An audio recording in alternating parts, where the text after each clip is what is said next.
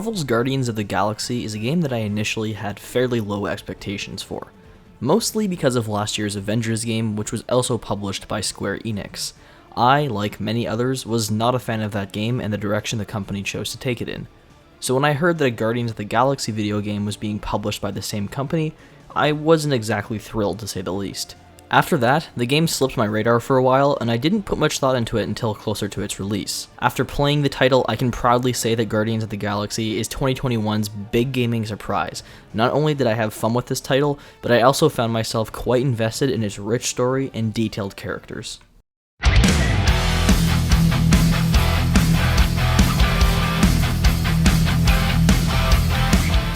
Marvel's Guardians of the Galaxy gives us its own iteration of the group of characters. While it certainly takes influence from the highly entertaining films, it still crafts a unique story that heads in its own direction, separate from the movies, while delivering us some surprisingly great emotional beats. In the game, the Guardians aren't quite a galaxy-wide known name yet. In the early missions, they're attempting to build their reputation by helping various people across the galaxy, while still breaking some of the rules.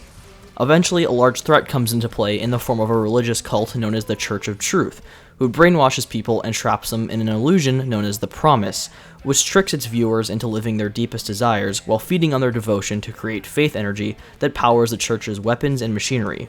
Learning that they plan on converting the entire galaxy, the Guardians set out to put an end to the Church's schemes. I really liked the direction the game's story went.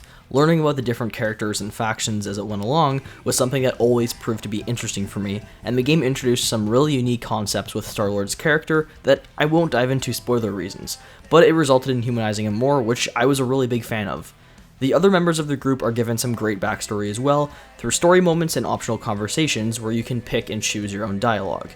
You can learn about them more on a personal level, which can add to some pretty touching, heartfelt, and sometimes even emotional moments. When venturing throughout levels, you can come across artifacts which you can later show to members of the group back on your ship. These open up some interesting conversations, and so I was always on the lookout for these types of collectibles during my missions.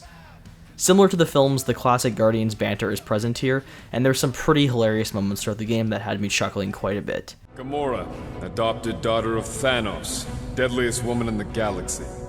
Need we say more? Drax the Destroyer, convicted serial murderer and galactic war hero, often grumpy. Last and definitely least, Peter Jason Quill. That's it?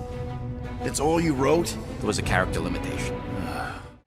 The story does get a little wacky, especially towards the later sections of the game, but I enjoyed the tone, and overall it was a very well told story that at times did feel like it could be cut a little bit shorter.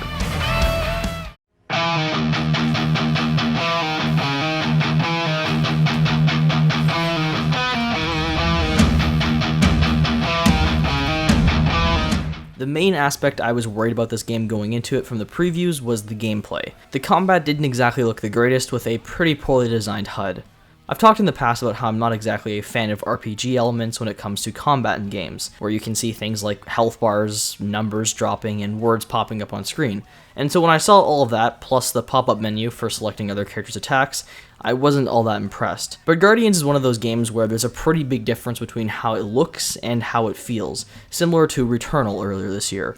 The combat is actually pretty decent here. It's not anything crazy detailed, and I definitely would have preferred some more variety, but it's far from bad. It's not quite enough to keep me enjoying it for the entire game, however, and after a certain point, it did grow old on me. Especially in the later half of the game where it seems like you're just doing combat encounter after combat encounter. For the entirety of the experience, you are playing as Star-Lord. In combat, you can use your controller's triggers to fire his guns, which have different types of special ammo you can swap between. Different enemies will be weak to certain types, and so you'll want to cater that towards which one you're fighting. As for how the other members are used in combat, the game allows you to select which member you would like to damage an enemy with, along with which attack of theirs you would like to use. You can unlock different abilities for your companions through XP, which is gained by playing the game and defeating enemies. You can also upgrade your own character as well by collecting scrap and other materials lying around the game's linear designed levels. These can increase things such as the amount of health you have, how effective your shield is, etc. You can also discover boxes which contain different outfits for the characters that you can swap at any time. Traversal and puzzle-wise, the game is pretty solid as well. You can jump, hover, climb, etc., and also use the other Guardian members to help you get across areas. For example, Rocket can hack panels and climb through small holes, Groot can create bridges with his roots and raise platforms that allow you to reach higher areas, Drax can break weak structures, and Gamora can slice up objects blocking your character's path. It's never anything too special, and sometimes the environmental puzzles can feel a little bit repetitive, but overall they're well handled. Another thing to touch on is group huddles. These occur once you defeat enough enemies. You can call the group together and listen to their worries or excitement surrounding the battle. You are then given two options between speeches you want to give to help inspire them. Choosing the right one will help you deal more damage, while selecting the wrong one will give you negative effects. It's usually quite obvious which option to go with, and I also found that the game would reuse conversations quite a bit. There's also some pretty standard ship combat here. It only appears a few times in the game, and it's nothing unique, but for comparison's sake, it's quite similar to Battlefront 2. One other thing to mention is the game's fantastic soundtrack. I'm genuinely surprised by the amount of licensed songs they managed to get in here. Hearing them play in combat once you've huddled together the characters and given an inspirational speech was pretty great, and the randomized selection could lead to some pretty funny moments where songs would not at all fit with what was going on.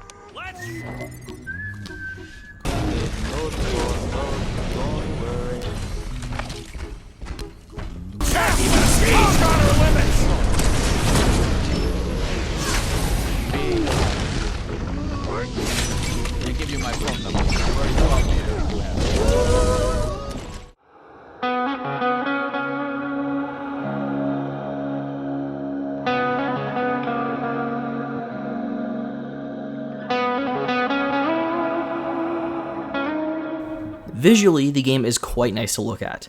Environments are not only rendered with good detail, but they're quite interesting in their designs with some really eye-catching colors and unique locations.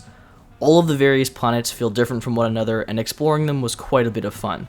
Character models are solid for the most part, but I found that some of the game's in-game dialogue conversations looked a bit lifeless with stiff facial movements on the characters and some awkward camera placement at times. It's not like we had a future together. When she caught me with the kid, when I saw the disappointment in her face... On PS5, there is the option between playing the game in a 4K resolution at 30 FPS, as well as a lower resolution option at 60 FPS. While the 60 frame rate is smooth, it definitely comes at a cost, as certain features are heavily downgraded, mainly hair, which looks far worse in the frame rate mode. Because of this, I opted for the resolution version of the game, which still felt smooth enough for me personally. I will also add that recently ray tracing was added to the PS5 version of the game, but I have yet to test it out, so all of the footage I pre-recorded for this video does not include that feature.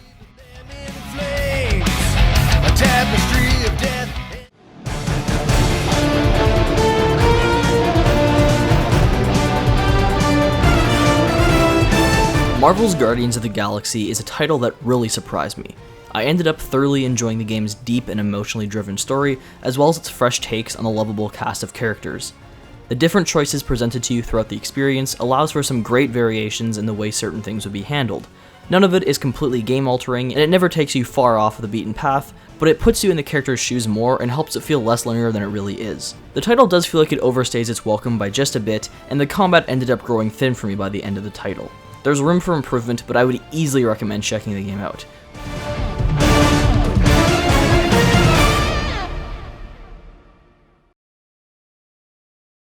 If you enjoyed this review and you want to see more content like this, consider subscribing to Mr. DVB.